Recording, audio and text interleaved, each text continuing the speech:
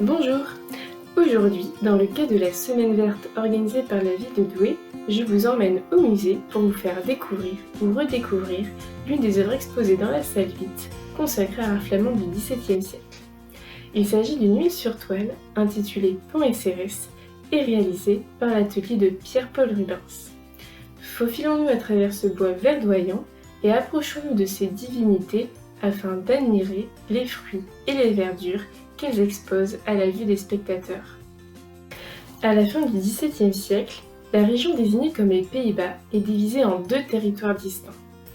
En effet, en 1579 a lieu une rupture entre les Provinces-Unies, les Pays-Bas actuels, et les Pays-Bas espagnols, la Belgique et une partie du Nord-Pas-de-Calais que nous connaissons aujourd'hui.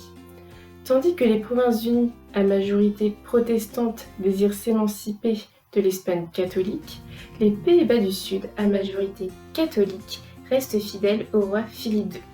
Cette séparation se confirme en 1581 par le traité de La Haye, tandis que les 7 Provinces-Unies sont reconnues officiellement en 1648 avec la paix de Münster.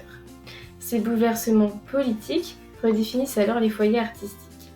Dans les Provinces-Unies, la grande figure artistique hollandaise n'est autre que Rembrandt, tandis qu'aux Pays-Bas espagnols, Rubens est le grand maître de la peinture flamande. Ce dernier installe son atelier à Anvers en 1609. De par ses références à la mythologie gréco-romaine, Pan et Cérès est a priori classé dans la peinture d'histoire. Cependant, cette œuvre inclut une nature morte ainsi qu'un paysage. Ces éléments remarquables ont d'ailleurs été produits par des spécialistes de ces genres picturaux.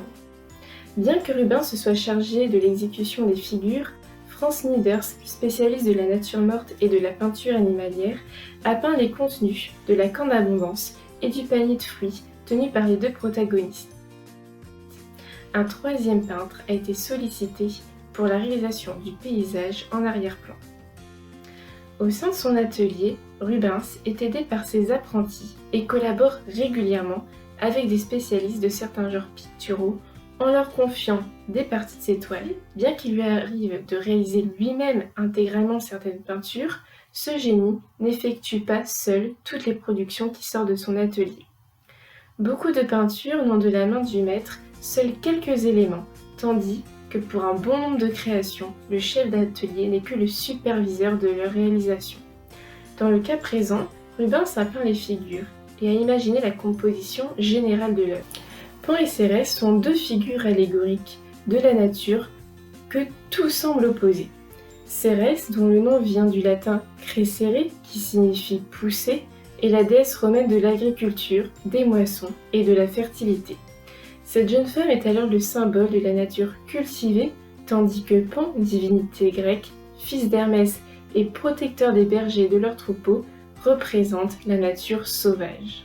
Cérès est coiffé d'un diadème d'épis de blé et tient dans ses bras une corne d'abondance de fruits cultivés, illustration de la nature maîtrisée.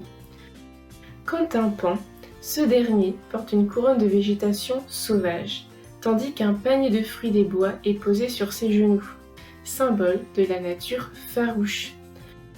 De plus, cette créature, mi-bouc, mi-homme, à l'instar des satyres qu'il fréquente, loge dans les endroits sauvages, forêts, montagnes ou buissons touffus, à l'image du bois sombre représenté au second plan.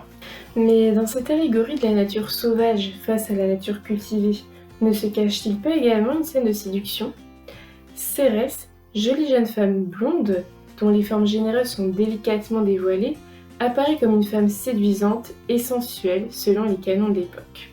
Grande, majestueuse et corpulente, le physique de la déesse est le modèle d'une santé de fer.